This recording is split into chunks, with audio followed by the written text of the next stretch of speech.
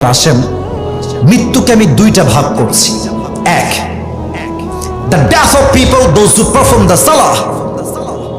দুই হচ্ছে the death of people those who do not perform the salah. এক হচ্ছে নামাজি বান্দার মরণ, আর এক হচ্ছে বেনামাজি বান্দার মরণ।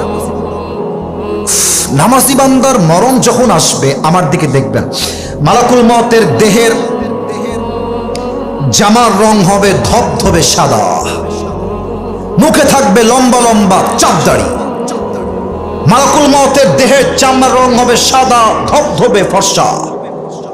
মালাকুল মওত নামাজি যুবক, নামাজি মা, নামাজি মুরব্বির সামনে দাঁড়িয়ে ডাক দিয়ে বলবে, ইয়া আইয়াতুহান নাফসুল মুতমাইন্না উখরুজি ইলা মাগফিরাতিল্লাহি ওয়া রিজওয়ানি।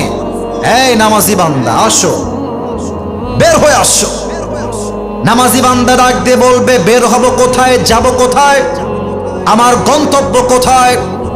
মালাকুল মওত বলবে, ইলা মাগফিরাতিল্লাহি ওয়া রিজওয়ানি। আসো, বের হয়ে আসো, আল্লাহর জান্নাত আর ক্ষমা তোমার অপেক্ষায় বসে আছে। সুবহানাল্লাহ পড়বেন না আপনারা?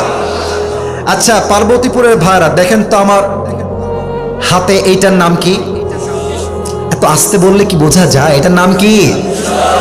আরেকবার উত্তর দেন তো, এই টিস্যুটা কি গোল না চারকোনা? আরেকবার, গোল না চারকোনা? হাদিসে আসছে, এটা এত সুন্দর হাদিস যে হাদিস যখন আমি শুনছিলাম, আমার এটাকে ইংরেজিতে বলে গুসবাম, দেহের পশম মাঝে মাঝে দাঁড়িয়ে যায়। দেখবেন কথার প্রভাব আর রিয়াকশনে মানুষের দেহের পশমগুলো অটোমেটিক্যালি মাঝে মাঝে দাঁড়িয়ে যায়। হাদিসটা হচ্ছে এইরকম,